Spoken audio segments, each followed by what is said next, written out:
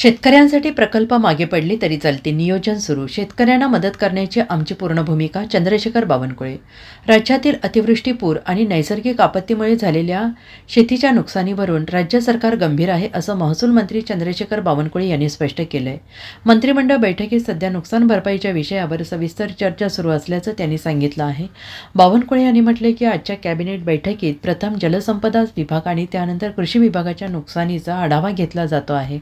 सध्या नुकसान भरपाईचे सुमारे 80% आकडे आलेले आहेत, तर उर्वरित 10 ते 20% आकडे येणे बाकी आहे. आज उद्या सर्व पंचनाम्यांचे अहवाल राज्य सरकारकडे येतील. त्यानंतर मुख्यमंत्री, उपमुख्यमंत्री आणि सरकार एकत्र बसून शेतकऱ्यांना मदत करण्याबाबत निर्णय घेतील. ते पुढे म्हणाले, राज्य सरकार केंद्राकडे अपेक्षित प्रस्ताव सादर करेल. मुख्यमंत्री आणि आमचे सरकार शेतकऱ्यांना संपूर्ण नुकसान भरपाई आणि मदत देण्यासाठी पूर्ण ताकदीनं प्रयत्न सुरू करणार आहे. नियोजन सुरू आहे आणि शेतकऱ्यांच्या मदतीची भूमिका सरकारकडून ठाम आहे. मंडळाच्या बैठकीमध्ये पहिला जलसंपदा आणि दुसरा कृषी विभागाची शेतकऱ्याची झालेली नुकसान भरपाई यावर प्रत्येक कॅबिनेटमध्ये चर्चा होत आहे. नुकसान भरपाईचे अंतिम आकडे 80%च्या वर आलेले आहेत. 10-20% आकडे पुन्हा बाकी आहेत.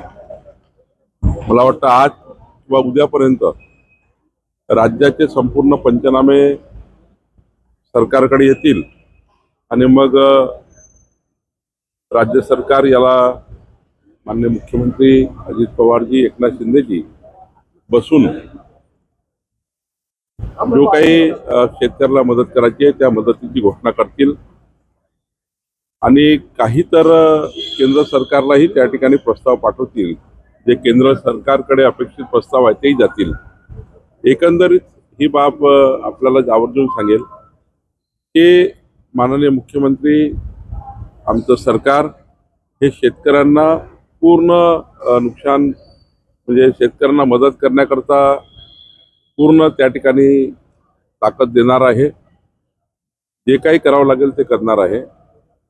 2-4 प्रकल्प मागे पडले चालतील, पण शेतकऱ्यांना आम्ही कुठेही त्या ठिकाणी कमी पडू देणार नाही आणि याकरता आमचं त्या ठिकाणी नियोजन सुरू आहे आणि शेतकऱ्यांना मदत करण्याची पूर्ण. Bureau report, SBN Marathi, Sangli.